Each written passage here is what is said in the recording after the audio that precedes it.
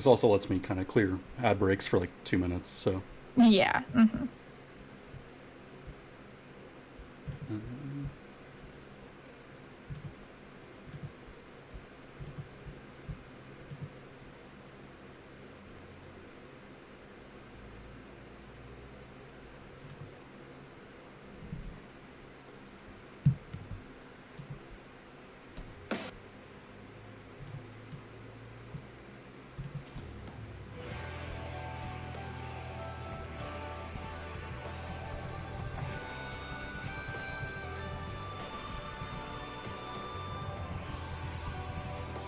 Oh, it's fun. There's a couple people I don't usually see in these coming. Nice. Okay. My viewers are right now. 10. Fantastic.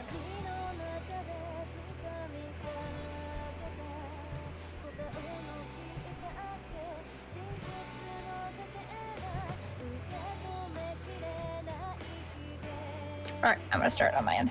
Yep. Hello, everyone. Welcome to the stream. I'm going to say hello to everybody in my chat really quick. Hi, Red Sight Stories, aka Mice Man. Hello, Pyrodox, and goodbye, Pyrodox. Hello, Gerbil. He'll have 2 number 9s, a number 9 large, a number 6 with extra dip, a number 7, a number 2, 2 number 45s, one with cheese, a large soda. Oh, and intense psychological trauma. Indeed. Hi, Tingak. You seem to be new. Welcome. Hello, Aja. Hello, Chris McCall. You also seem to be new. Hello, Emerald. Maybe you've shown up once or twice, but welcome anyway. And they're going to a local hibachi. Oh, best sushi in 2 states. I'm having sushi after this too, actually. Oh, by the way, Yandere, I do have to wrap this up by 5 because I do have to go out for sushi after this. Nice. And also, everybody, YandereTotodile is here running the Matsuri event. So thank you very much. It's very exciting. Hey! And wrong every time. Hello. Well, like the stream. Indeed. Like the stream. Okay. So that's my end all taken care of. We're just getting ready for Yandere to start on their end, and then we'll get going, I think, guys. But yeah, thank you everybody who's a little bit new for showing up too. Appreciate that as always. I don't often stream on this channel. I usually stream on the other one. So if you ever want to see me actually stream, you can always go to the other channel. I will leave the links in the description. Otherwise, if it's not Gerbil, we'll post it in 2 minutes because Gerbil is the king of shilling. We love to see it. But yeah, thank you everybody. Appreciate it, and enjoy your hibachi as well. Tingak. I hope that's how I pronounce it. Thank you, Gerbil. Thank you, Gerbil. We love new people here. And welcome, Mr. Sir, as well. Heg. Me. Hi. I've got like a minute left on this ad break, and then we'll get into it. Sounds perfect. Yeah, everybody out there on my channel is getting a little behind the scenes before the actual thing starts. If you want to view the other version of the stream, which is not my face, if you don't want to look at my disgusting face, you can go follow the link in the description to YandereTotodile's Twitch, where we're also streaming this simultaneously. Also, hello, Tracor. Imagine having ads, Lavinia Mannon. Welcome as well. Lots of new faces here. I gotta stream on this channel more often. This is the channel that April fooled me, right? Indeed it is. Yes, I did April Fool you. I caramel danced on you. That confused me when I was going through the videos, because I thought you uploaded it already. And I was confused because it was something else titled. Nope, it was, yep, nope. I just finished reading Umineko yesterday, also great VN. Oh, I'm halfway through it. I just finished chapter 4, so I'm excited to see the second half as well. Hello, Dragon. Welcome. For anybody out there who doesn't know, Dragon's the voice of Keiichi Maibara and also part-time editor for the channel. So, and Mr. Sir as well is the voice of Okanogi. So, they're both here. And Mice Man was Okamura, the child. All right, we are good to go. Okie dokie. I finally got your chat pulled up as well, so I can read questions and stuff in there as much as I can. Fantastic. I guess we'll just kind of start with introducing ourselves. This is my first time, like, quote-unquote dual streaming, so... It's mine too, so we're figuring it out together. Hell yeah. Also, hello, Inquisitor Thomas. The series took less time to finish than Cisonia Phase 2. Very sad. Very sad. Who wants to start? I think since you just started yours, you should probably get going. I already said hi to my chat, so go Okay. ahead, man. Oh, yeah. So, welcome in everyone in my chat, mainly King and crew. But for those that don't know from Hedge's side of things, I am a visual novel and anime streamer on Twitch, and I primarily cover the series Higurashi, as you could probably assume.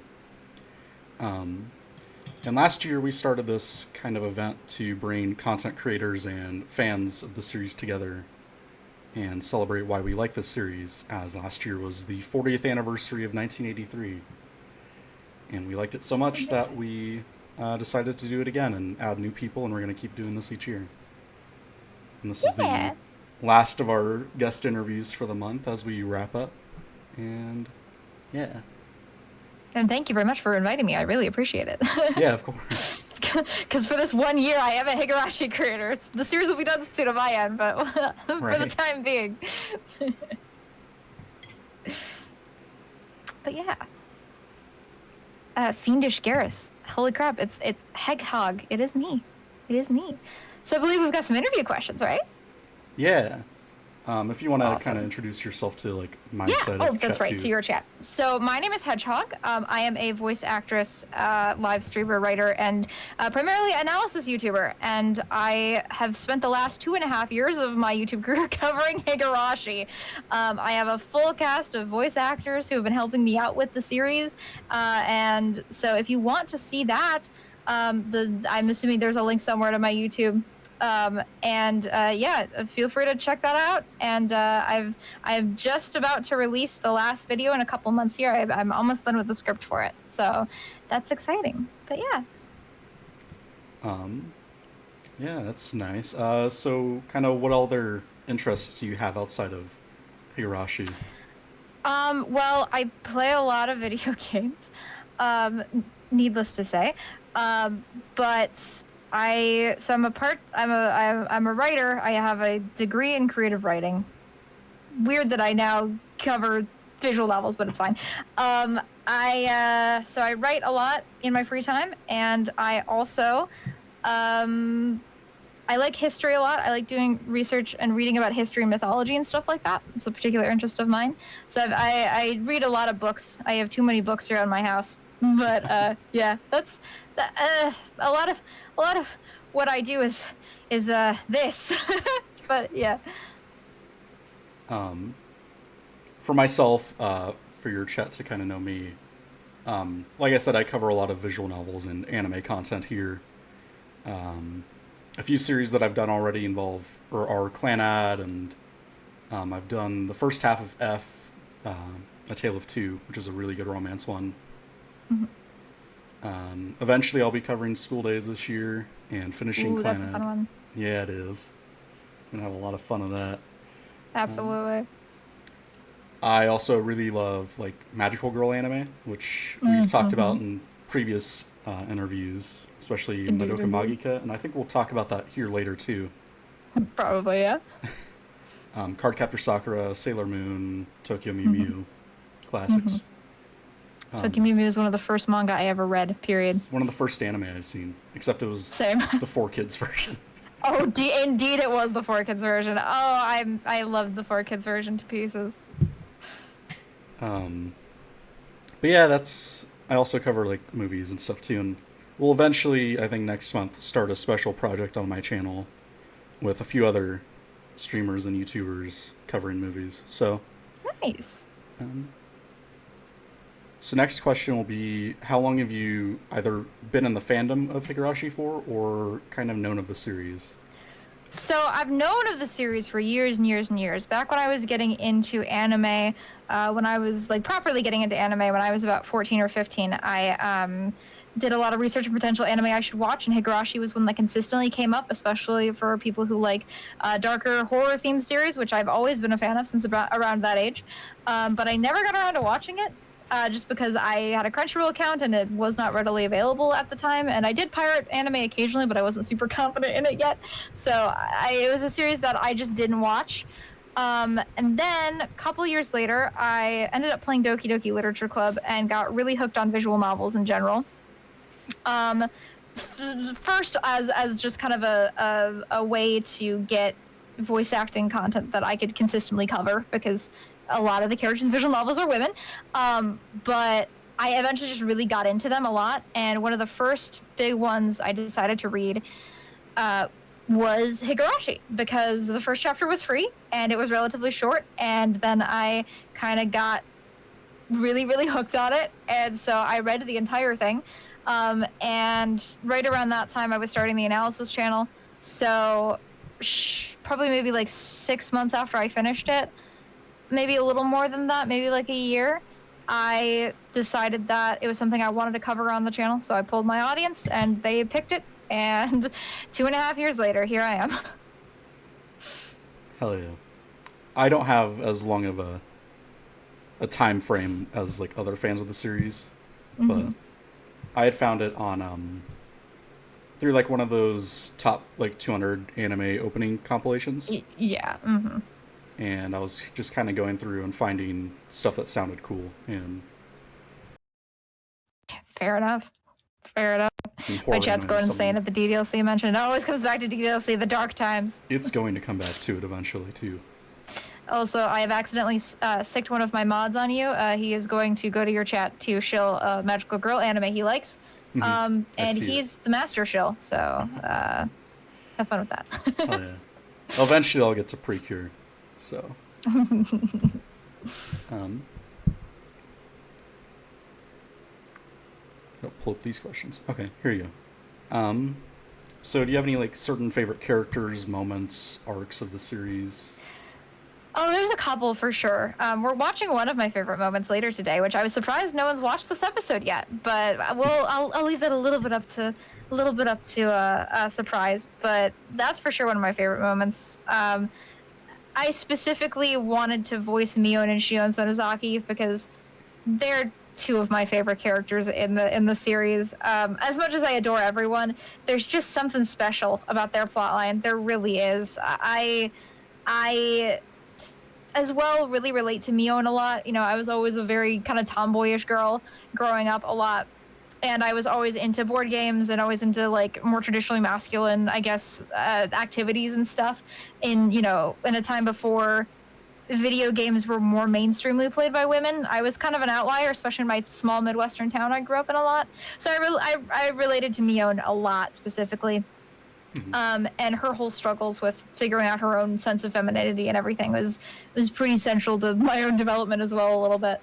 So I adore the Sonozaki sisters to pieces. And I love everyone, obviously. I cast my boyfriend as Keiichi, so I clearly like him a lot. Hedgehog likes voicing crazy women. This can't be.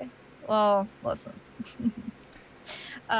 But yeah, no, definitely the Sonozakis, I think, would be my favorite characters from Higurashi. As far as favorite moments go, obviously all of Chapter 5 in general. One of my favorite scenes, though, is actually in Chapter 6. The scene where Rena and Rika meet in the garbage dump, and Rika kind of finally drops her hand and reveals that she's not just the sweet, innocent little girl. She did a little in Chapter 5, but like not to a big extent, and I had a moment where I got to look at the screen and go, oh, I knew it! I knew it! And that was a lot of fun. And I had a lot of fun recording that with my voice actors, too, at the time. So that was one of my favorite moments as well. For me, it's kind of the same. I love Mion and Shion, both. Shion's my like pseudo mascot on the channel. So. Yeah, I also relate to pretty much every character, at least of the main ones, but especially like Mion and Shion really kind of hit differently. I think a lot of people feel the same way. I also really love Mayakashi, and that along with Watsunagashi kind of both fit into the same role for me. Absolutely. King in chat asks if you also like the third sister Peon. Peon. The secret third sister. Indeed. With yellow Heartwolf hair. says I'm getting my partner to Higurashi. They just finished Onikakushi and they love Satoko. Emerald has a question that we're going to answer a little bit later, I believe. So stick tight. And if we don't, then I'll answer that later. Is there anything fan-made from the series that you enjoy most? Ooh, I haven't actually consumed a whole ton of fan content for Higurashi. There's a lot of good fan art I like that's out there. And I watched the first episode of not to blow our own butts too much, but I watched the first episode of the Higurashi Bridge, and it was very, very good. It was very funny. And everybody should definitely go watch it. But I'm somebody who, when I was younger, I consumed a lot more fan content for things, but nowadays I usually kind of just tend to stick to the original content. So actually not a lot, surprisingly. Mm-hmm. I guess I kind of forgot to shill Abridged here too, but I'm also a part of that. Even if my voice sounds like shit right now, it's better, trust me. Uh-huh.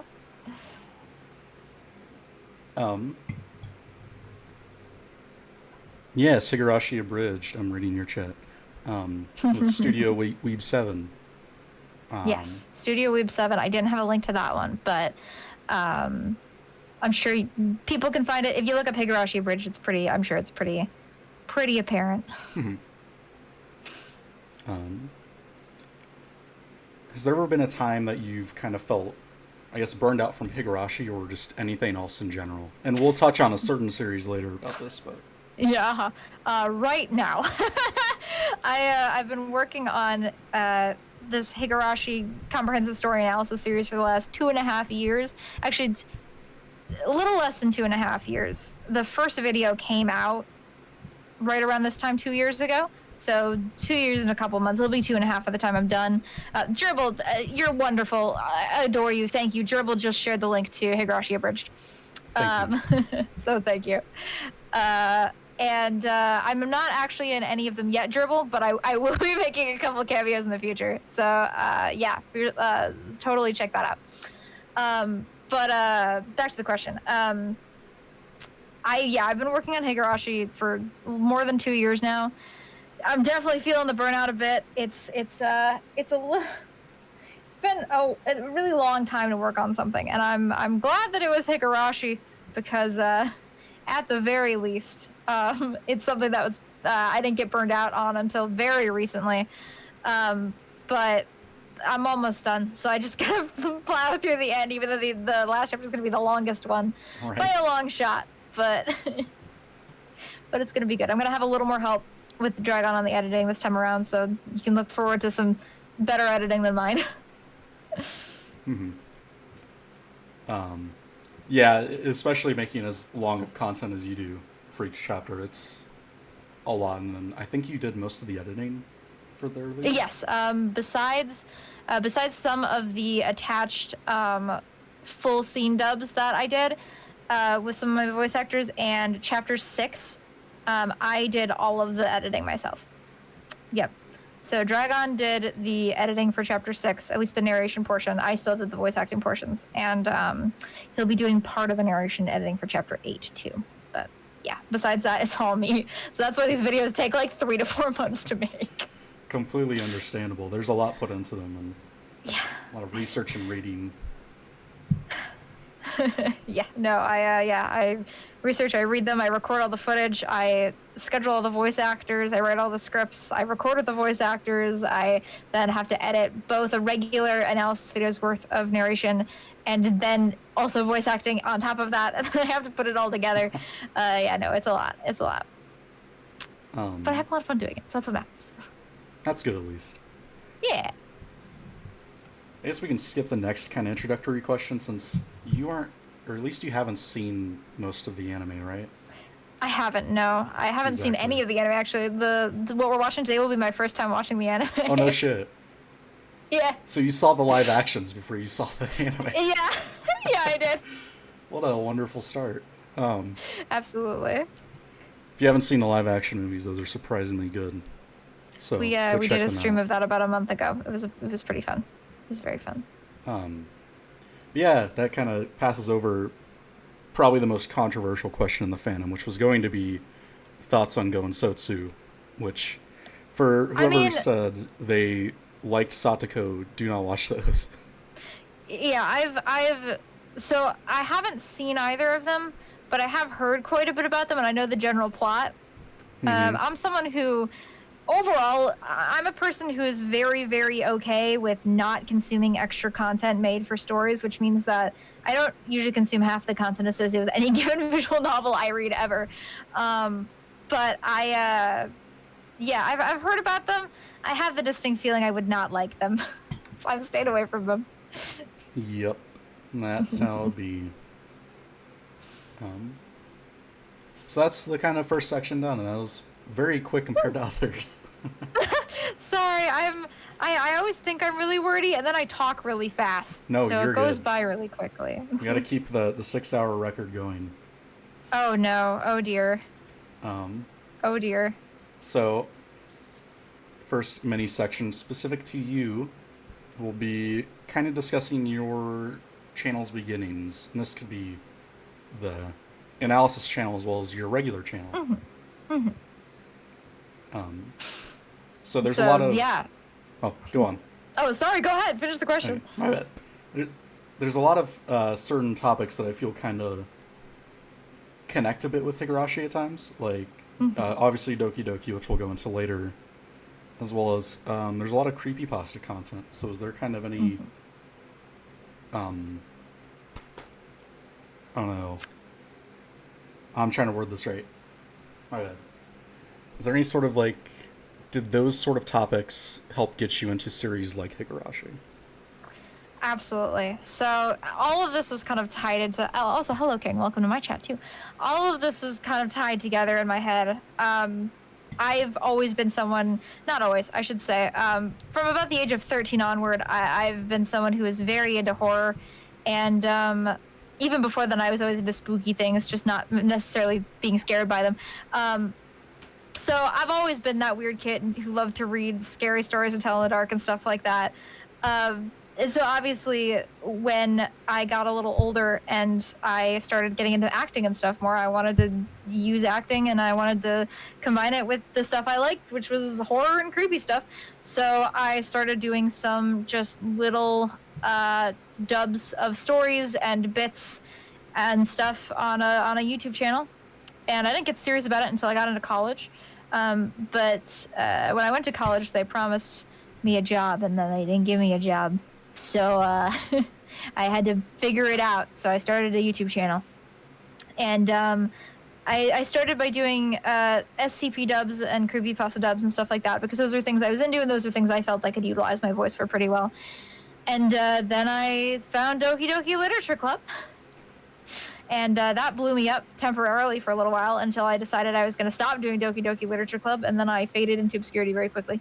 But I wanted to see if I could have lightning strike twice and actually have a fan base and make content that I was happy with, so I started the analysis channel. And obviously, since DDLC, like I said before, I'd been into visual novels since then for quite a while. I'd started reading them regularly and really genuinely getting into them. And now I have people keep buying them for me for my birthday and Christmas, and I have a backlog of like 30 visual novels I have to get through. But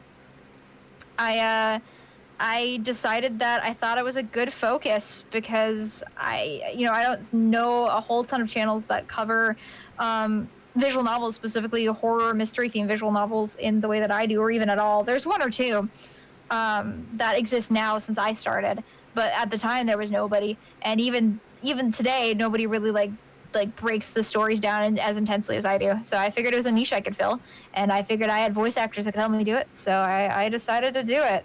And I've always been a fan of horror and mystery stuff, and I think visual novels are the visual novel medium is one of the best mediums for horror and mystery stories, because it's a medium that can really get into a lot of detail about its story while still making you feel like you are a huge part of that world and that story. And I think that combination really combines well to absolutely just enable fantastic mystery and horror stories in it. And there's a huge catalog of mystery and horror visual novels, so I'll be good for forever. So yeah, that's kind of how it all got started. Um, yeah, there's definitely a lot of really good ways for horror to be implemented with VNs. Hmm. Hmm. Because you can also tie in a lot of what works with like horror novels in general. Like we'll talk Hmm. Lovecraft later, while also having audio and visual aspects alongside it. Which absolutely just heighten the experience because visual novels as well rely a lot, and I'll inevitably talk about this sometime on the channel, but visual novels rely a lot on kind of explaining and only like implying things that are happening because they don't necessarily always have the resources to show everything. But that's why horror novels are always so popular, is because you have to make it up a lot of what you're seeing in your head, and so visual novels can have that visual element while still leaving some stuff up to the imagination, which I think is brilliant and works really well. Just a second, I have to do the streamer things and acknowledge my chat redeems. Thank you for redeeming the Coom Light and Nipa. Ipa! Hell yeah. I will also look at my chat briefly because there were a couple of questions that people had. Ventus, to reiterate Gerbil's question, pee on what? Your mother. Somebody's recommending the manga adaptation of Higurashi. Definitely recommend it. Inquisitor Tom says Satsu is brilliant. Ryukishi didn't want to split the fan base, so he made a show everyone could agree was terrible. True. Okay, awesome. That's pretty much me caught up. All right. As well. Hell yeah. I didn't add this as a question, but since we mentioned creepypasta, what was your favorite one to go through? Oh, that's a tough one. That's a tough one. I mean, the one I always go back to is Ben Drowned, just because Ben Drowned was my introduction to creepypasta, and honestly ruined the rest of them for me because that was like one of the best ones there is. But B, it really got me loving that kind of video game horror story kind of angle, which a lot of people have done since then, and they've made ARGs and they made web series about it and stuff like that. And I've always adored that ever since Ben Drowned. And quote unquote Ben as a character was somebody that I could voice well while sounding, realistic and also being able to be creepy, which is rarer than you'd think for someone with my voice sometimes. But don't pretend Ben Drowned is your favorite other reasons. Shut up. Shut up. Shut up. I don't like Shota boys. Shut up. But yeah, no, I think Ben Drowned. Ben Drowned for sure. That's a pretty decent one. I had no idea it was still going until like a few years ago. Yeah, no, there was the during COVID there was the whole last arc that happened. It was pretty cool. It was pretty cool. My answer, you kind of went into it with the video game creepypastas. I love NES Godzilla. I've never. Oh yeah, NES Godzilla. I don't know if I've seen a fan made thing of it, but I don't think I read the original. It is very long, but it is worth it because all of the sprite art for it is amazing. Oh, excellent! I will add it to my list of things to consume. And there is an ongoing sequel to that still. So. Nice. Also, hello, Greyman. Welcome. Next, we'll ask. And Demi. What has it been like kind of interacting with and sort of managing your own sort of VA troupe for all these years? Oh, so it's interesting because it kind of happened organically. I didn't like set out to have a voice acting troupe. Half of them are in the chat right now. But basically when I started out, it was just me. The reason I chose Doki Doki Literature Club for my first big project was because I could voice all of the characters by myself. And then I got my roommate Alamise from college involved, and she was my good friend at the time. She later became my best friend. And then Dragon showed up shortly thereafter, and then Dragon forcefully helped me actually like communicate with my budding fan base and talking to them, and I met a bunch of really cool guys, and some of them expressed interest in voice acting for me, and I realized, oh, well, now I can do bigger projects that don't that don't just require my voice. And so I started getting in calls with people and directing them, and then I started getting people into like group calls because I come from a live theater background. Mm-hmm. So I record our voice acting quite differently than most people do that I found when I've done projects for other people.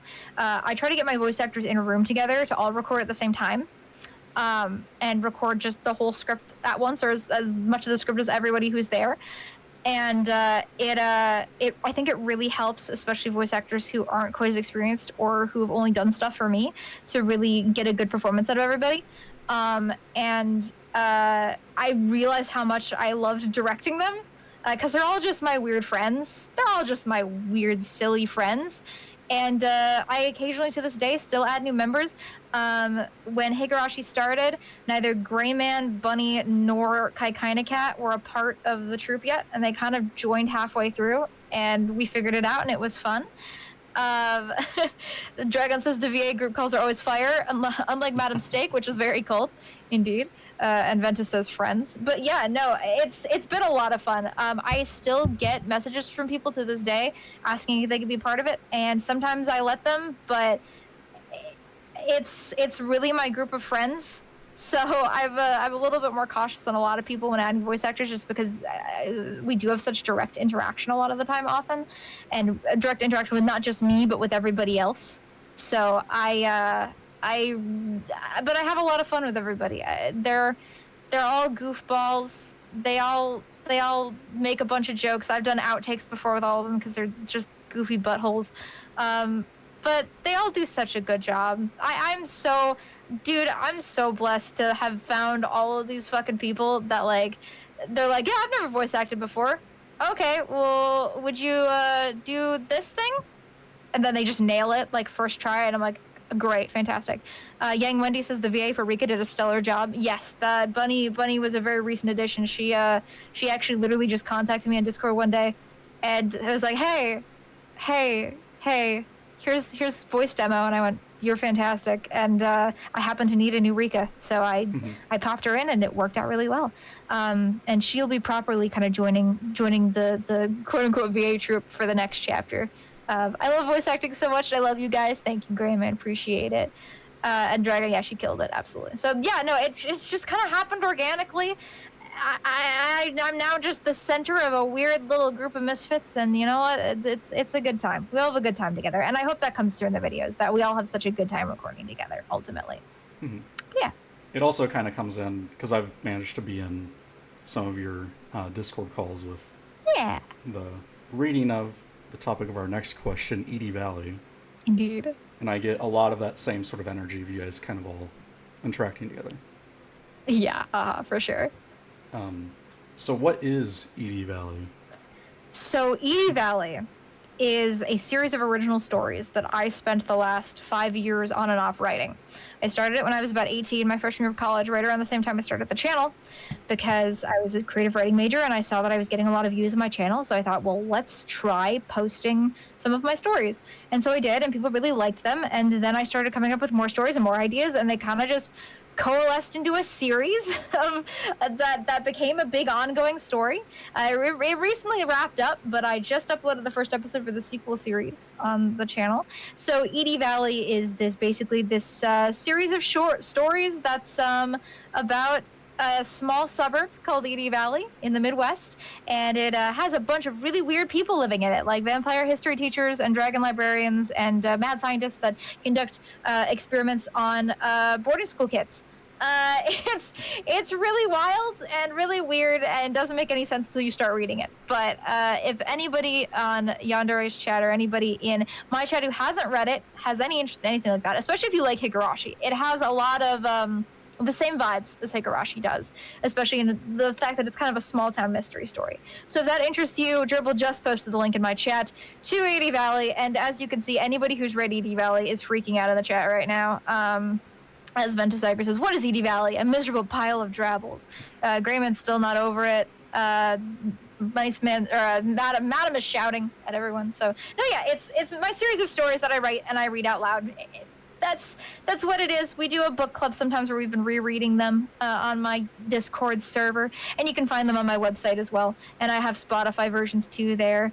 I need to catch up to understand the new thing. I've been meaning to anyway. Yes, you do need to catch up to start to understand the new thing, indeed. But yeah, so it's just start at the beginning of the playlist and let us know in the Discord server what you think of it, because there's a big story discussion full of a bunch of nerds that really, really like Edie Valley, and we all adore watching people read through them because there's some twists and turns that get people every time, and we all love cackling at them, and watching them be miserable, so that's great. But yeah, if you like Higurashi, you'll like my stuff, so go give it a try, maybe. I was thinking that too. From what you've described of it, it is very similar at some points. Yes. It gets less similar as it goes on, but it starts in a very similar place to Higurashi. Right. What were sort of some of your like inspirations for doing it? Just in general, I've been writing stories since I was a very young child, but I kind of didn't really decide that that was what I was going to do as a career until high school. As far as influences, as far as writing goes, number one is H.P. Lovecraft. I don't write cosmic horror stories. I consider them more like cosmic punk stories, but H.P. Lovecraft was a huge influence on me. Yes, I do know what he named his cat. Don't come at me with that. But I just adore that hugeness and vastness of universe and ideas, and I really wanted to take that and write something with a similar vibe to that. And so that's on the one side. On the other is stuff like Terry Pratchett, and who wrote the Discworld series, and Douglas Adams, and very British humor novels influenced my dialogue a lot.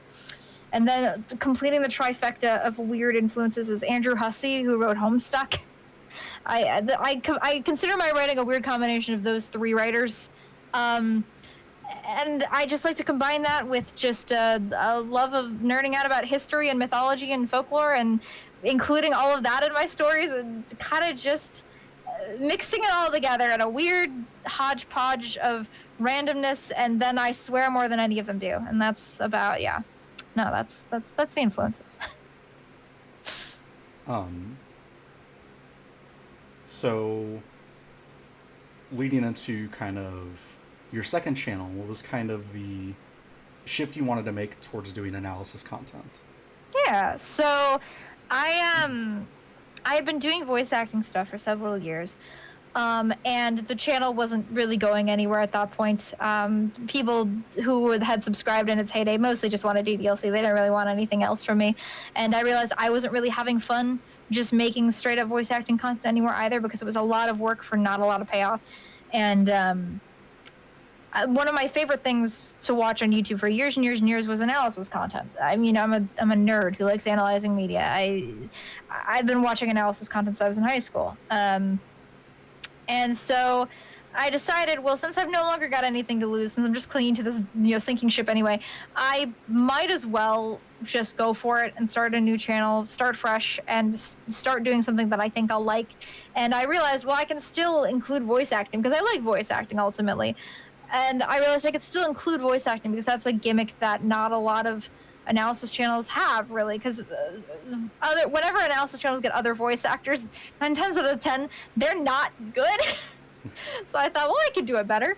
So I grabbed a bunch of my weird friends, and I thought, well, this is stuff that I can do that not a lot of people can. Not a lot of people have a whole host of voice actors ready to voice act for them whenever they need.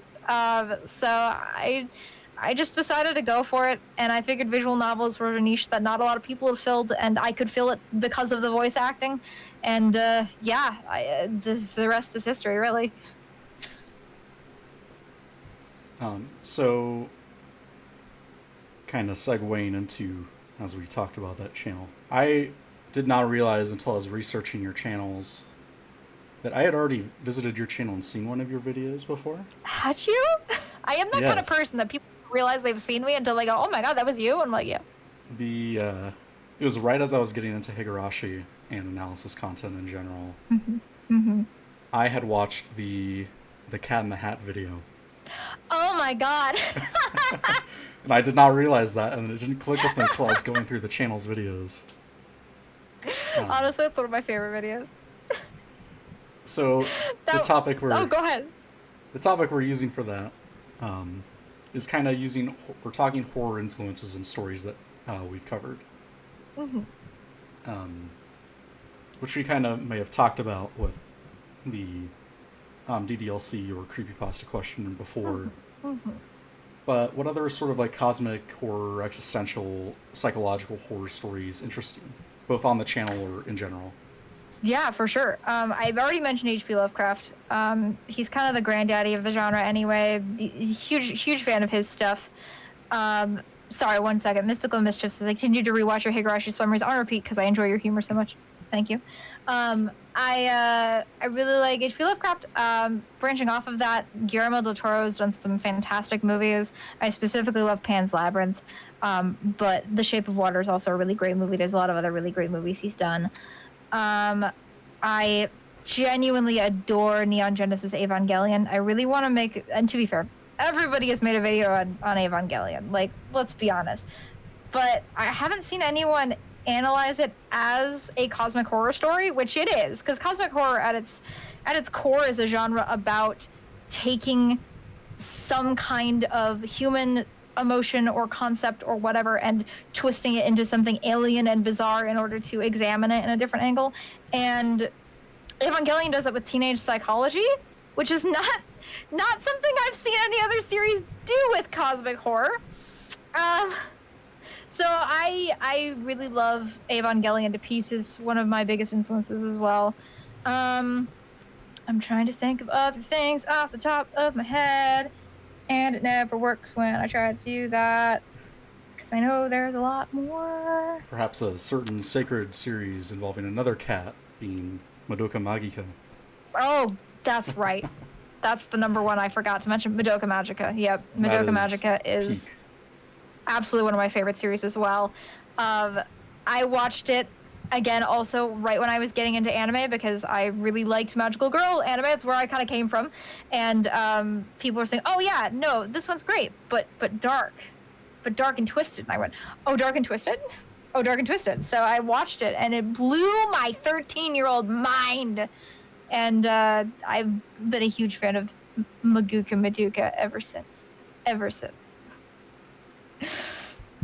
But yeah, to become Madoka is suffering. Indeed, it is suffering. It really is suffering. It really is suffering. But I absolutely adore, I mean, it made me a huge fan of Studio Shaft, but I absolutely adore how they utilize like patterns and like different like art mediums in order to get across how weird and alien the witches are, and how they never really like exactly explain like why this system is the way it is and who Kyubey is and all this stuff. It's cool. It's neat. I adore it. Kyubey, I adore my it. son. I love him so much. I adore the pieces. I adore the pieces. Absolutely. Another series I took a look at to an extent because I didn't want to get spoiled for a few series I haven't seen is you have a few videos about quote unquote fixing a series. Yes. Does your writing background give better insight into how to fix certain flaws? I'd like to think it does. Obviously, I'm a little biased because I am myself. But something I've been doing as an exercise for years and years and years is I've been looking at series that are mediocre or bad or, you know, even good to an extent. And I like to think about what I would have done to make them better. And because I am a writer, because I've, you know, gone to school to do writing and to, you know, I've learned a lot what makes for good writing and what makes for bad writing. That I think I do definitely have a little more ability to like take a series and go, this thing is not working. Why is this thing not working? And how could I change it to make it work? And the challenge with the SAO series was to make it work in a way that wasn't going to like entirely alter the entire shape of the story. But the good thing with SAO is that it has the bones of a really decent series, and that's why it infuriated me so much. It's just because it has some really good bones, but the problem is that its execution was just terrible. It was awful, and there are many small ways you could have tweaked things to fix it to just make it that much better. And but ultimately, the number one thing I've learned about writing from writing is that writing is ultimately subjective. So even if even if I have a specific take on what could have made SAO better, I had a bunch of comments from people saying exactly what they would have done differently than I did, and a lot of them had good insights too. And yeah, but basically, the number one thing I've learned about writing is that there are no rules, because I see online people like say, "Here's some rules for writing," and I can name 3 instances off the top of my head for each of those where someone did it successfully, the thing you're saying not to do. But that's why I ultimately decided to try my hand at it and to see if I could do it, and I think I did a pretty good job. King says this is why I like SAO Bridge so much. Literally, one of the reasons I decided to make that series is because SAO Bridge fixed SAO, and I thought, well, what if I do that? But like, seriously. Emerald also asks, you should do a fixing video on Promise Neverland, and then Madam responds, but Emerald, the one season of Promise Neverland is great. The only season. There is only one. I've still not seen it. I've heard things about the second season. I need to, too. I've heard the second season is not good. I've also heard the manga eventually goes downhill, too, but not as much as the anime did. But yeah, for sure. Crew says, jokingly, how long until Hedgehog rewrites Go and Sotsu? I never really planned to watch them in the first place, specifically because I don't want to ruin Higurashi for myself, because it's very easy to ruin things for myself, because if I view something that's technically a canon part of the series, but it's lesser than the original, I will forget how good the original is. However, if there's a lot of request for it, it won't be any time in the near future because I have other projects I want to start and do. But I would potentially consider doing a fixing Go and Sotsu. I could consider it. That would be the only other piece of Higurashi content I would make. But I would consider it. He says you can't ruin it. It was already broken. You know what? That's true. That's true. That's true. But I like the concept that you have, like, sort of fixing by using your writing experience. Because there's a lot of, like, complaining from, like, general fans that probably don't understand or get what goes into writing. Yeah, and that's what I found a lot of times is, like, a lot of people will, like, complain about something being done, but then A, they don't have any solutions of how they would fix it, so they're not really being constructive, or B, they don't understand why the thing was that way in the first place, or what the intention might have been behind that thing in the first place. Mm-hmm. And so I really try to, even if it's sort of online, I really try to, like, think deeply about what Reki Kawahara might have been trying to say and trying to bring that out. Like, there's this whole bit in the anime, and I talk about it in the video, there's a whole bit at the beginning of the anime where it's really implied that Kirito is super, super depressed, and they never get into it. And I was like, this feels like there was something here that you could have said something with. But anyway, but yeah, no. So I like to think it's something that I can do maybe a little better than the average person, so I try. That last point especially, understanding writer's intent, is something, part of the reason I asked this question. Because there are certain series I love that are notoriously hated. One of those is Happy Sugar Life, which has rightful reasons to be hated. I have heard things about that, yep. Yeah, probably the things that are most hated about it. Yeah. But I'm someone, and I guarantee you probably have a question about this coming right up. But no, I'm someone who really likes to judge a work more on what the author intended versus what is actually, like, being said by the characters on screen. So that's, yeah.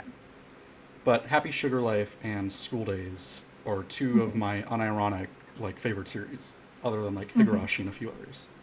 And both of those get a lot of criticism for reasons that don't involve, or I guess people just not getting that it's intentionally supposed to be upsetting and negative in that way. Yeah, It's something that a lot of people, especially nowadays, struggle with a lot, and it really pisses me off sometimes. Because I think that the most fun type of writing is when you're writing things that are supposed to challenge your viewer, to, like, really challenge them to think about what their opinions are on this and what their opinions would be in this situation, what they would do in this situation. But yeah. So if you're ever wanting to do a School Days fixing video, let me know. I was considering covering it for a comprehensive story analysis, but I actually have to play it first in order to play the original VN in order to determine that. So we'll see. But we'll see what happens with that. But for sure, that's definitely something that's on my list to do. Hell yeah. We need more representation. So, with that, there's a certain series we're getting into. Yep, I knew it was coming. Doki Doki. So, your video on it, and especially the fandom, kind of taking messages ways that they aren't meant to, and kind of the issues of that, along with children sort of taking in series as their own. Yep. Yeah, I absolutely made that video specifically because I had years and years and years of experience.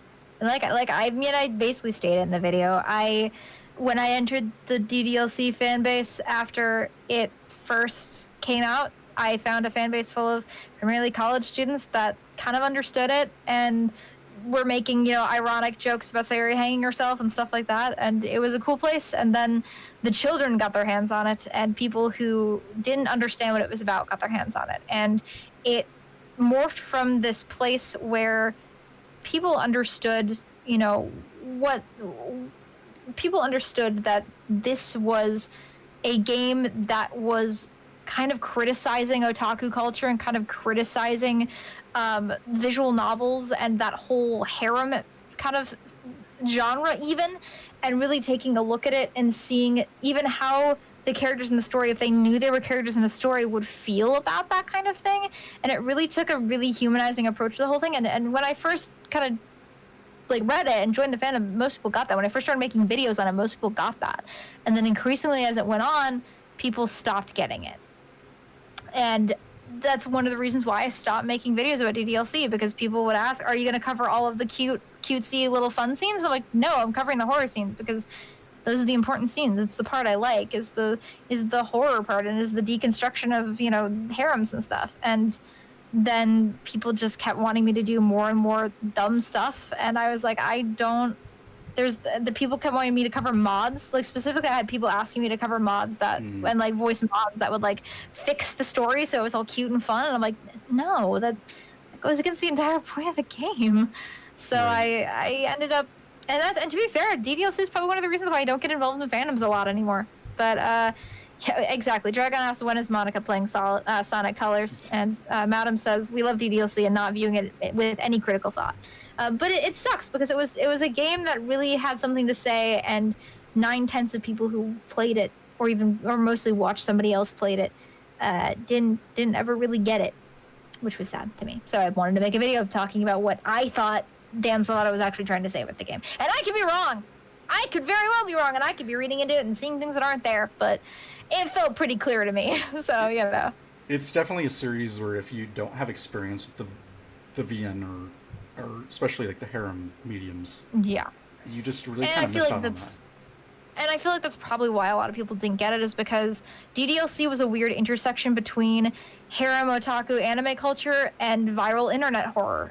And a lot of people on YouTube came from the viral internet horror side and didn't have any sort of context for what the game was really about, because they were fans of Five Nights at Freddy's and Bendy and the Ink Machine and stuff like that, and not High School DxD or other visual novels with harems. I'm trying to think of them off the top of my head, and I can't because I'm too into the mystery horror visual novel scene. Stuff like Clanad and Canon. Yeah, like Clanad and stuff like that. And Clanad's a masterpiece. So obviously, a lot of these are very good, but there's things there's still flaws. Yeah, there's still flaws.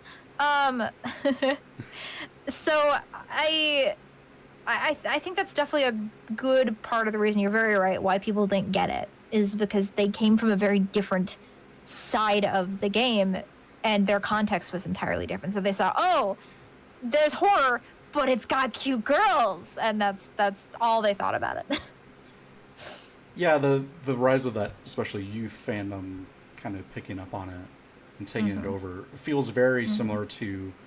I was not into this group, but the Five Nights at Freddy's fandom, especially. I was not either, and then I started dating a man who was incredibly into it at the time, and now is looking at the dumpster fire that ensued. So I know way too much about Five Nights at Freddy's than I ever wanted to know.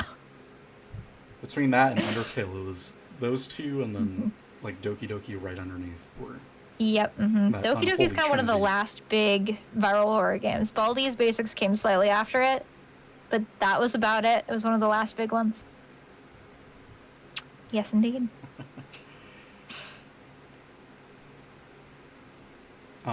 Everyone's saying hi to Dragon in the chat.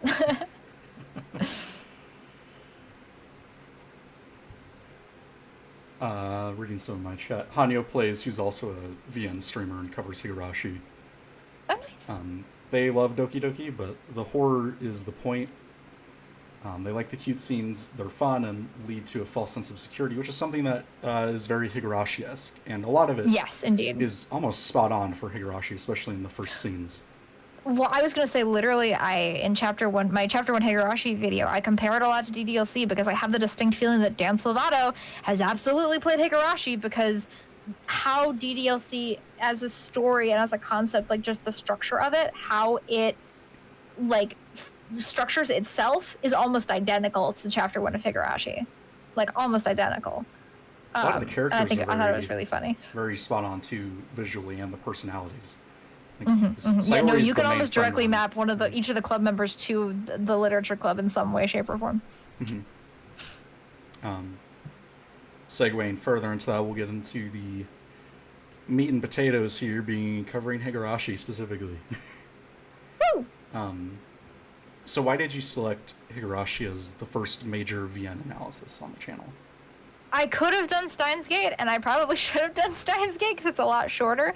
But I like Higurashi better than Steins Gate. It's slightly less explosive, but it's a very well-known and highly regarded visual novel. I figured I could get a lot of the crowd that's only seen the anime and hadn't experienced the visual novel and might want to in a way that's more consumable than, spending 80 hours on a visual novel. And it worked. I have so many comments from people who have only read the anime and gone, no, this was my way for reading the visual novel, and it was really good. It was mostly just, it hit the right angle of popular enough that people would consume the video, and I wouldn't need to, like, drag a fan base out of the depths of nothing, and, like, not so popular that 50 people had covered it already. And also, I really, really, really, really liked it and wanted to voice Miu and Sonozaki. So that's honestly why I decided it was going to be my first one. Did some of the spike in terms of viewership compared to other videos sort of surprise you? It wasn't as explosive as DDLC back in the day. So my opinion is always going to be a little bit skewed because I had unparalleled, like, first-time success with DDLC, which I'll probably never replicate ever again in my actual life. But it is the number 2 thing that has ever blown up for me.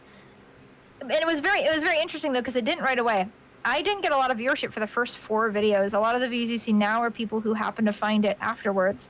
Because then I uploaded Chapter 5, and Chapter 5 is really the one that really blew up, probably because it's Chapter 5. And it was also the longest of them. So YouTube pushed it more than it did the other ones because it was 3 hours long. And I just remember a lot of people watched Chapter 5 and really liked it. And then I uploaded Chapter 6. And I got like 3 times as many views in the first 2 days on Chapter 6 than I had at any of the other Higurashi videos.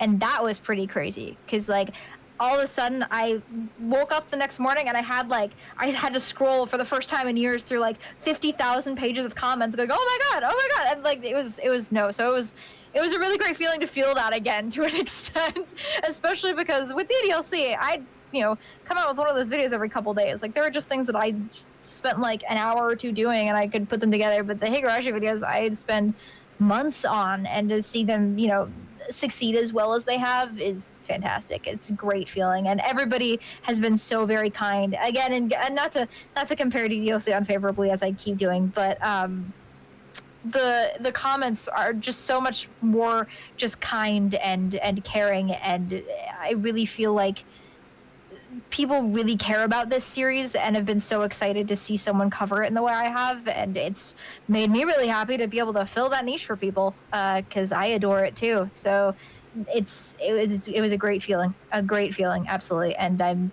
really, really excited to upload the last one for sure. That's great. So with that, um, do you think some of it's kind of the pros and cons of the VN format? Because you'll have a very passionate fan base behind it that have read it or experienced the series in some way, Mhm. versus the con side of it being it's not going to be as popular as something like Doki Doki because the VN format's very niche here in the West. Yeah, I realized that when I started. I figured that, to be fair, I think specifically partially because of Doki Doki Literature Club, but just in the last couple of years, I think the visual novel fan base has been growing quite exponentially, especially as we've gotten a lot more official translations coming out, and consuming visual novels has become easier than ever. Um, which is ironic considering the industry is shrinking in Japan and stuff now. And plus now that a lot of people are like, oh, I want to make a video game, but it's hard to make a video game. So if I make a visual novel, I can do that. And we've been seeing a lot of people making visual novels in the West too now. So I figured it was something that if I got into now, I would probably have a growing fan base as it kept going, which is true to an extent. But I always knew that visual novels are going to be kind of niche. Um, but as someone who came from trend hopping, I would much rather have a smaller but more dedicated, you know, fan base to cover things for than a big obnoxious one. Um, and contrary to what the outside world tends to view fans of visual novels as, it's one of the more like chill communities I've ever been a part of, and I started getting involved in it before I started covering them, and I realized, yeah, no, this would be a pretty chill group to get involved in, and there's a lot of really passionate fans who really love visual novels, and I really love visual novels. Um, so I ultimately decided that even if I didn't get as big of a following from it, if I could get just enough that I could, make it work, then I'd much rather be covering something more niche that I care about than something less niche that I don't necessarily care about as much. So, yeah. And then some people in chat are also mentioning both of our chats, kind Mhm. of the more satirical sorts of visual novels, kind of helping boost Yes. popularity. KFC Dating Sim, The Murder of Sonic the Hedgehog. Murder of Hmm. Sonic the Hmm. Hedgehog, especially that one. That's the stream I got really fucked up on. I still haven't played it. I've heard so many interesting things about it, but I haven't played that one. Mhm. I did try the KFC Dating Sim. I'm gonna sound like such like a pompous ass, but I found the writing too cringy to finish it. But also, I'm really picky when it comes to writing, so there's that. But other flaws to kind of the VN format that might feel limiting to like an outsider coming in, Hmm. especially with like Yeah. very early series like Higurashi or Clan Ad before those got like remastered and Hmm. like different sprite work, especially. Hmm. Oh yeah. It's a hard sell. It's a hard sell. I think that's why not a lot of YouTubers up until recently have covered visual novels. Mhm. Just because they're just reading with extra steps, really, and since they're advertised as video games, it's a hard sell because they're not really video games. They're novels with pictures. They're visual novels. That's why I consider them a different kind of breed of media altogether. Um, but that's why I thought I could maybe do a pretty decent job, because I figured just covering a visual novel would be really boring because you'd just be looking at like the same screen for 50 million years. But I thought, oh, I have this whole cast of voice actors, so I can add voice acting to it. I think that'll make it Mhm. interesting enough for people to want to watch videos about it. So, that's the medium definitely has a lot of barriers to entry. Um, but it's something that most people that once I've finally seen them get into, like Grayman is my fellow visual novel fan, he's like the only member of my voice cast that actually like reads visual novels. Like most of them don't.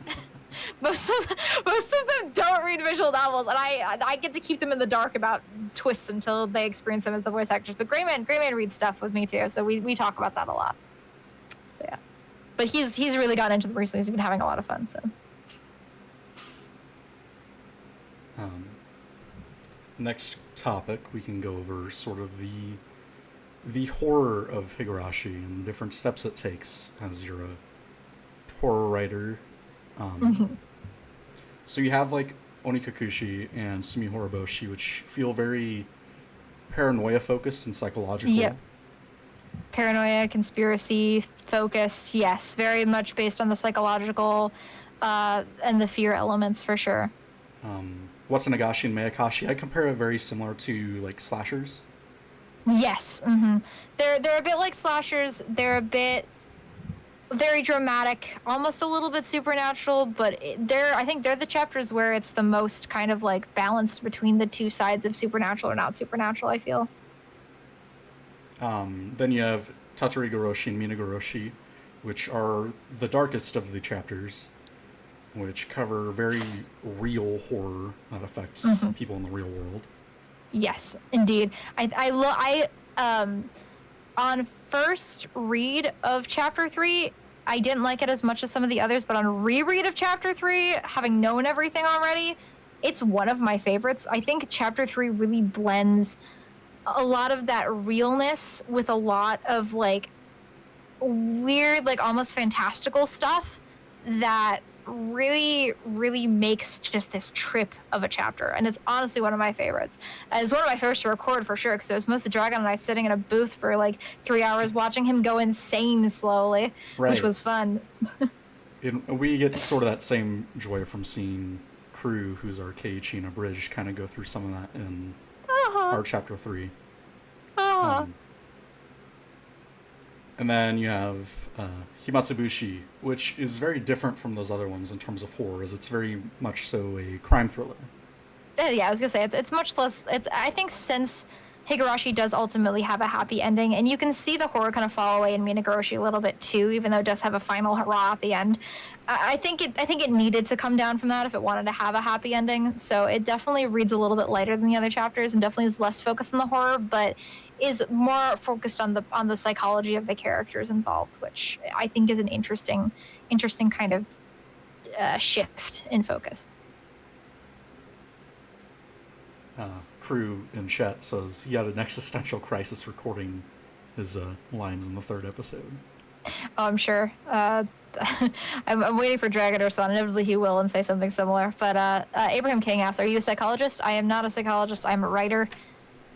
Oddly similar things sometimes, but yeah, there's that.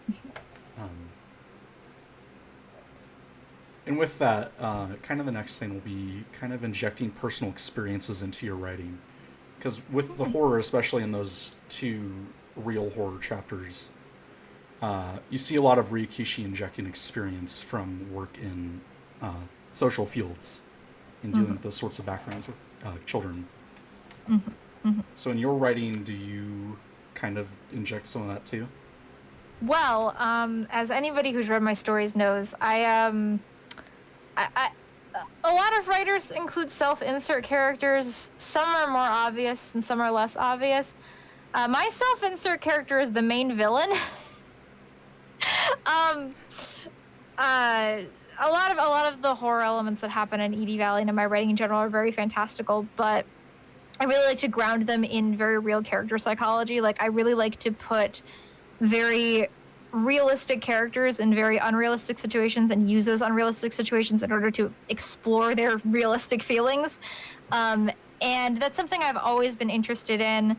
And half the reason I do it is because I've always been interested in psychology in that way, and I've done a lot of research into it. And so I created a character that can basically supply those scenarios for me, which I know sounds really fucked up. But yeah, her self-insert is the main villain. Twice. Smile. Yeah, no, I think I include a lot of very real horror as well, in the term, in the idea of existentialism. Sorry, Abraham King. We talked about this earlier. My stories are available for free on my website, mayhem-cerebrum.com, and also on YouTube on my other channel. Gerbil posted the link earlier. He'll probably post it again because we love him. But you can experience those, and in the links in the description too should lead you to my website, where you can find all the stories there. Start with Edie Valley, go through them all. Bada bing, bada boom. I really enjoy. Not enjoy. I had a lot when I first started writing Edie Valley. I was just entering college, and I was having a lot of thoughts about nihilism and stuff like that. So I include a lot of emotions and feelings of nihilism, especially in Arc 1 of Edie Valley, and I kind of used it to process those things I was feeling and my own fears and H.P. Lovecraft did a very similar thing in his works. He was very afraid of anything that wasn't familiar and anything that wasn't him. This sometimes kind of came out in forms of racism, which sucks. But he used his fear of the unknown, of anything that was different from him, to really create very convincing, very horrifying stories. And I like to use the same thing, just with my fear of the void and of how vast the universe is, in order to kind of fuel the horror. So as Mr. Sir says, Arc 1 is fun and happy. Don't listen to her. Smile.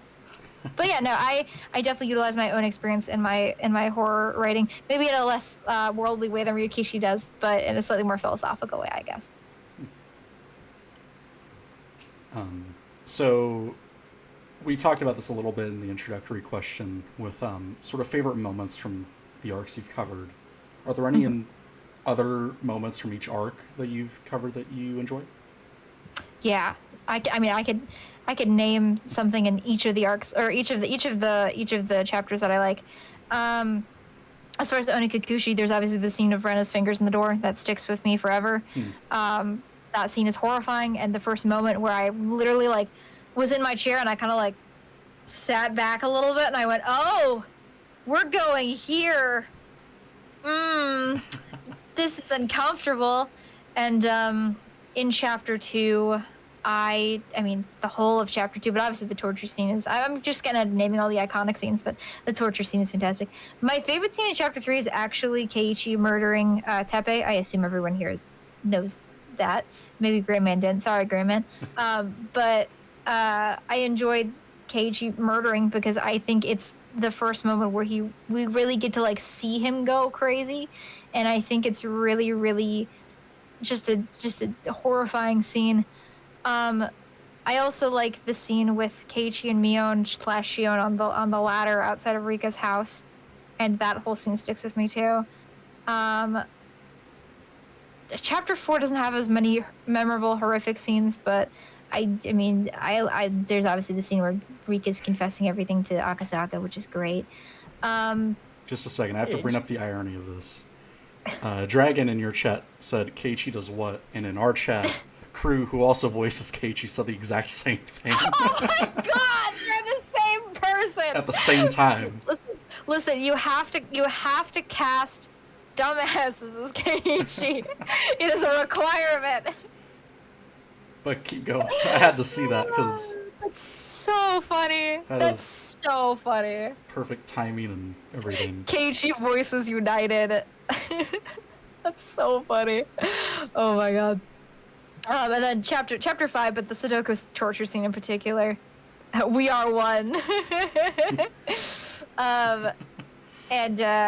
Yeah, I mean, chapter 6 has literally the second half of chapter 6 just in general, but I specifically like the scene where Rena is talking to Oishi on the phone, and you can tell, oh, she's really lost it, and then she thinks she sees aliens, and that's great. Those are some of my favorites. I mean, there's a lot of moments that Higurashi stick with me. Again, I'm not mentioning the one that we're going to see later, because that's the one, when I think of Higurashi, that's the first scene I think of every time. So I'm excited to watch that and see what the anime did with it. But yeah. So you, on one of your channels, you you fully VA certain scenes from the VN. Mm-hmm. What's kind of the decision process for deciding which scenes get VA'd over others? Part of it is my initial criteria is, what are the scenes that I think are iconic, or that I think are important to get the entire context of the scene versus just me kind of telling you what happened? What are the scenes that really add something by hearing the whole thing? The second criteria is it doable? Like, do I have to get a whole crew of 6 people in a room together to record this scene? Or is it a scene with just 2 people? Also, how long is it? Is it, a half an hour, or is it 10 minutes? So there are a lot of scenes that I wanted to do that either had too many random characters or were just too long to try to do effectively. A lot of some of my other thoughts is, how fun is it going to be for the voice actor to do? How fun is it going to be for people to watch? Is it a scene that again, I think will add by seeing the entire context. So that's kind of the criteria I go with. It's a couple of different factors that ultimately add up to what scenes I cover. Right, and especially with Ryukishi's writing, you don't want to voice or spend so much time on random club activity number 37. There's a lot of those. Where, as you go through the series, they just start meaning less and less to the story. Well, I think Ryukishi himself realized what he was trying to do with the series, and so he focused a little better on what he wanted to focus on. Right. Criteria 3: will Madam's steak get cold? Madam's still... In Chapter 2, we covered the gross otaku scene from Chapter 2, because I thought it'd be funny to get a bunch of my dumb friends in and have them all be gross otakus. And Madam had a steak waiting for him, and we were like, oh yeah, let's take a half an hour to record, and then it took like an hour and a half, and his steak got cold, because they kept talking. Yes, the wipey scene is priority. Yes, the wipey scene. So I guess you kind of just shout out sort of your VAs you have and editors. So I've got a bunch of them in the chat right now. I'll prioritize them because they're here. Dragon, obviously, as I said before, is the voice of Keiichi and also helps me edit the video sometimes. He also lives with me, which is why he gets cast as main character so often, much to his chagrin. I also have Madam, who's the voice of Okanogi. And he waited so long to do VA work because he waited like a year and a half to finally have things for his character to do. You got Greyman, who joined us a little later, and Greyman voices... oh god, why can't I think of his name? Kumagai. He voices Kumagai. Because originally I was going to leave Kumagai unvoiced, period. And then Greyman also does some editing for me. He usually does the full scenes. He helps me with the full scene dubs. And we needed a random cashier for the scene of Shion and Satoshi, which he edited. So he said, can I do it? And I was like, yeah, sure, do it. And he like had a good mic and he did a really good job. And I was like, okay, shit. So I was like, hey, you want to be Kumagai? I was going to leave him on voice, but you can be Kumagai. And he went, fantastic. And so he's here now, too. Mice Man is hanging out in the chat, too. He's read Sight Stories. Mice Man didn't have a huge part in Higurashi. He played Okamura, and I think I have a small part for him in the last chapter to pull every single VA I've utilized in that series into the last chapter. But he specifically plays Phoenix Wright in Ace Attorney, which I did a part of, and I will be doing more of after Higurashi is done. And I think that's all the ones that are in the chat. Obviously, I also have Gerbil, who's been my faithful moderator for many, many years. And then also my best friend Alamis voices Rena. She nails it, knocks it out of the park. Bunny's the newcomer, and Kai Kinda Cat is also a newcomer. Kai Kinda Cat streams. You can go follow her on her Twitch. She voices Han Yu. She'll be getting a new mic for this next chapter, so I'm very excited. And Bunny, obviously, is the newcomer who just came out of nowhere to voice Rika and does a fantastic job. We also miss our old Rika voice actor, Snazzy Sloth. She just moved to Europe, so it was hard to record. Yes, and Leroy and Ventus, Ventus is here as well. I forgot to mention Ventus. Ventus is here as well. He voices Tobatake and does a fantastic job as well.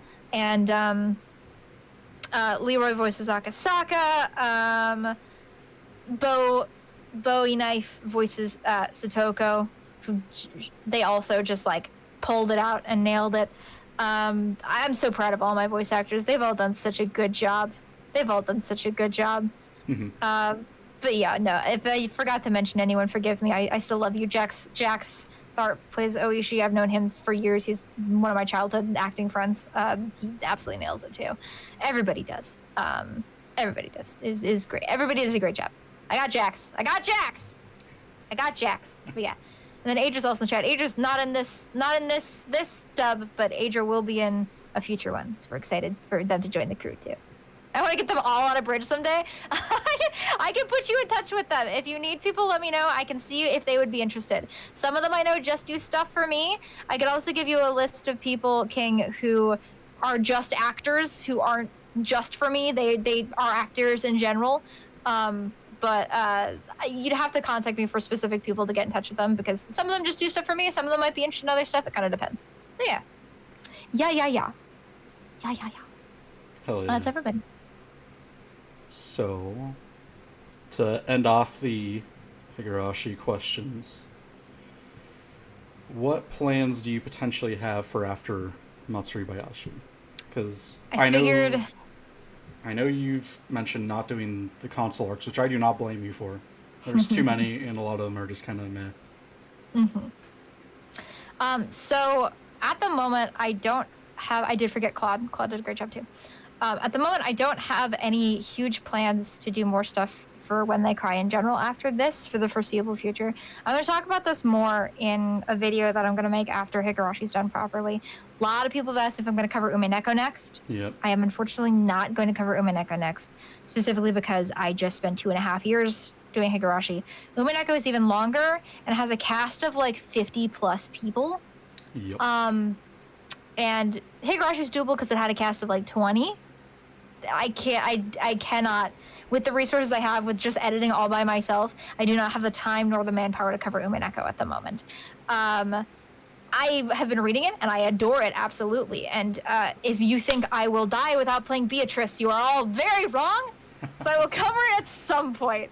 But the number one thing I've learned from my DDLC days is specifically that if I take too much time just covering one thing and cover too much content from one thing, people are only going to want to watch my stuff for that one thing. And I desperately do not want that to happen. So my plan is to keep doing comprehensive story analysis coverage of visual novels. I'm going to finish the first Ace Attorney game after Higurashi's done. My next project is probably going to be Steins Gate, but I want to pull my viewers and see what they'd prefer because I have a couple other ideas as well. So I have no immediate plans to cover, and I'm not going to cover any other Higurashi content just because, I've only read the visual novel, and that's kind of all I intend to do because I think the visual novel is brilliant, and I don't really think I need anything else to enjoy it. So I'm not planning on covering anything else for Higurashi. I will cover Umineko someday. That day is not today. Also, King says I can arrange that to have me voice Beatrice. Mm-hmm. You definitely Excellent. Kitten in my chat, who made the lovely Shion profile picture for me, missed most of stream and does not know who you are because she asked if you would cover Doki Doki. Oh no! Oh, how I cover Doki Doki! Little do you know. I spent 2 years of my life dubbing Doki Doki Literature Club. I have a 50-minute long video on my analysis channel that talks about Doki Doki Literature Club and my history with it. I won't do any more dubbing for it because I have plenty of that on the old channel if you want to experience that. If you are a fan of Doki Doki Literature Club, odds are you've probably heard my voice before and you just didn't know it. But yeah. Well, there's the answer to that for you. Well, I do have to get trucking pretty soon because I do have plans for the evening. We do have, it's very simple questions left, but pretty much done. Okay, cool. So we end these all off with the big question being, what has Higurashi meant to you? Oh, well, I mean, Higurashi was both an opportunity and literally a story that made me a convert to the visual novel medium. I mean, I, read a couple of visual novels. I experienced a couple of stories before then, but as much as I give DDLC credit for turning me on, Higurashi was really what got me hooked on it. And I've been chasing a high like Higurashi since. I've only found it once or twice besides Higurashi. And also Higurashi is what has given me my little YouTube channel with all of my fans and has really brought all of my friends together as my voice actors. And it's really been a fantastic story and a fantastic way to, meet a bunch of people and get to explore a story. I've learned a lot about writing specifically from Higurashi. All the time I've spent breaking it down and analyzing it has really, really improved my own writing because I've taken a lot of like tools and ideas from Higurashi's narrative design specifically, and I've used it in my own writing. I mean, it means a lot to me. Hell yeah. So with that, if anyone in either chat has questions for myself or Hedgehog, get them in now. Indeed. While I know my chat will take a second to catch up, but I find our raid target for the stream end. Alas, YouTube does not have any such raid features, which is sad. I wish it did, but... Right. Mr. Sir asks, why are you the way you are? Because I can't be the way I'm not. True. Smile.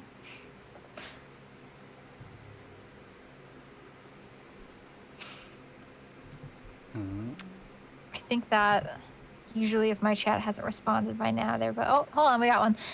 I get the sense that Takano represents the rumored evil depiction of Oyashiro-sama, and the club represents what the true Oyashiro-sama truly is. That's wonderful.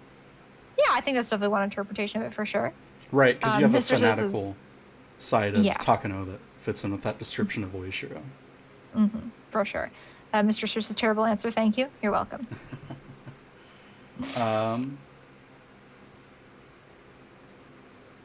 King asks, would you do a stream playing Higurashi Daybreak? Ooh, never played Daybreak before. I'd have to do some research on it before I agreed to that. It kind of depends. I'd have to give it a shot and see what it's like, because I haven't heard a whole ton about it. So I don't have an answer for you at the moment for that one. And I have not seen Sakura Quest Gerbil, so sorry to potentially disappoint. Oh, Gerbil. It's not a magical girl anime, Gerbil. No, Cardcaptor Sorry. Sakura. That's my another mod question. Gerbil is Sakura Quest's #1 and only fan, and has been since he started modding for me like 3 to 4 years ago. Classic Gerbil, says Dragon, indeed. But if that's it, I guess we can end off, and thank you for coming on, spending time here with us. Thank you for inviting me. I appreciate it. And if you ever need anything for next year's event, let me know. I'd love to participate. I definitely love to have you when we do the TV dramas, because the live action movie absolutely. was great. Yeah, no, but the TV dramas I've heard are actually relatively good. So yeah, I mean the live action first one was pretty good too. So you know, all things considered. But yeah, no, thanks for having me. I appreciate it. Anybody from my channel, go check out YandereTotodile's Twitch and Higurashi Abridged as well. Yep. And anyone who's on his side, come check me out on my channel, Hedgehog's Nonsense. It's sushi time. But yeah, thank you very much for having me. I guess we'll end it here. Oh, Crew asks, since you're doing Ace Attorney, do you mean you're doing a breakdown of it, and do you need an Edgeworth? I already have an Edgeworth, unfortunately. I already did the first part, so I already did the first 2 cases. Alas, Dragon has stolen your role again.